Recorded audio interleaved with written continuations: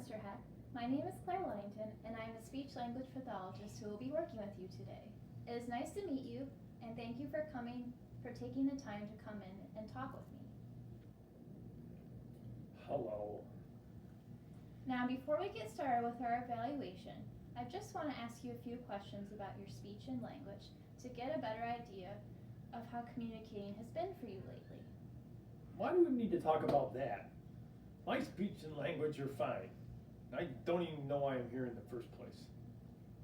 Well, Mr. Heck, your wife called our clinic to make a referral for me to evaluate your speech and language.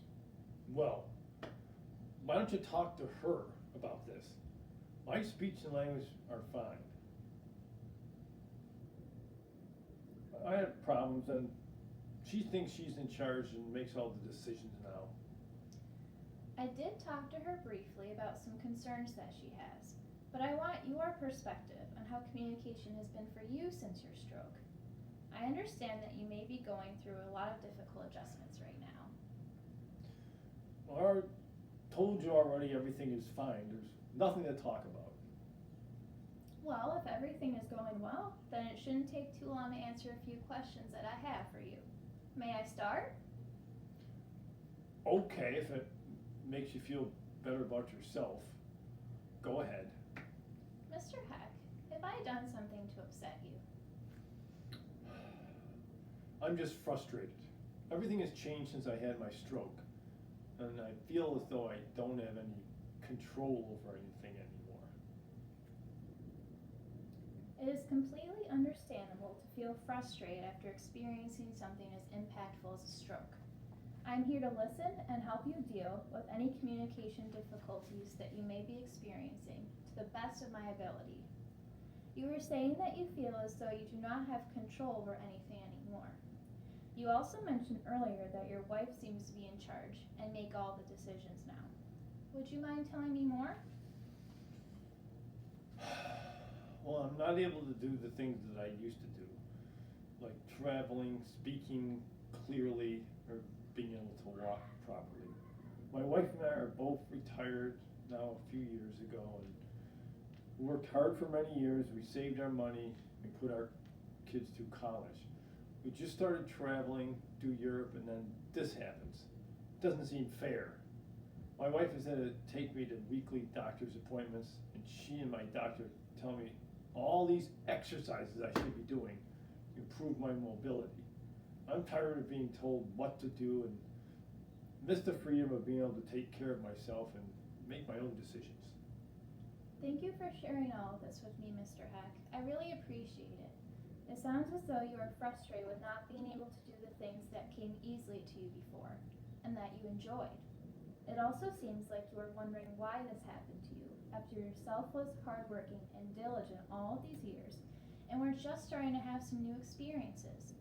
Regarding what you said about your wife and doctor telling you what to do, it appears as though you do not like that they are telling you to do your mobility exercises, because it feels like you do not have as much control over your life as you would like or used to. Would you say that these are fair statements? Or are you a shrink? I'm sorry, that was inappropriate. Your anger is understandable, Mr. Heck.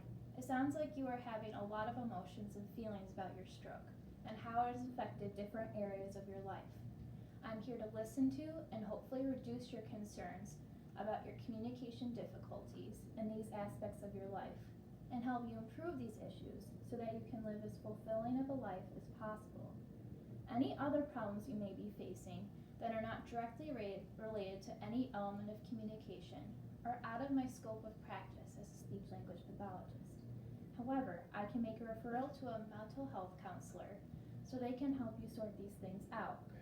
Now, when you are ready, could you expand on what you mean by not speaking as clearly as you previously have? Well, when I try to talk, sometimes my speech becomes slurred and my volume is softer, and at least that's what people tell me. I've noticed it at times myself. I don't have control over when this happens, and I feel embarrassed when it does.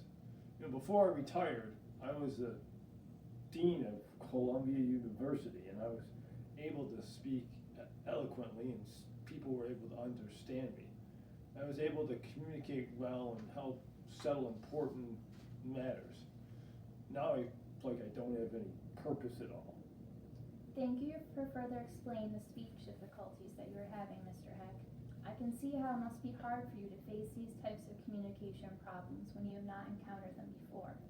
It sounds like you had a prominent role in the community and in your profession, and you say that you have lost this sense of purpose. It is important to remember, though, that as hard as it may be not to do this, you cannot compare yourself to exactly who you were before having a stroke. Strokes result in several changes in physical, speech, language, and cognitive abilities. So having the expectation that you should be acting and doing the same things as before is not practical. Again, I'm here to help you improve on your speech and language skills, and while they may not be as advanced as prior to the stroke, we can make at least some progress with hard work and dedication on both of our parts.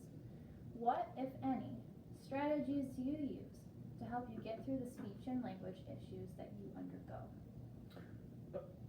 I have some strategies that I use, but they're not very positive or beneficial ones. I do not like to go anywhere in public anymore because my slurred speech and low volume. I usually refuse to leave the house unless it's necessary, like going to my doctor's appointments.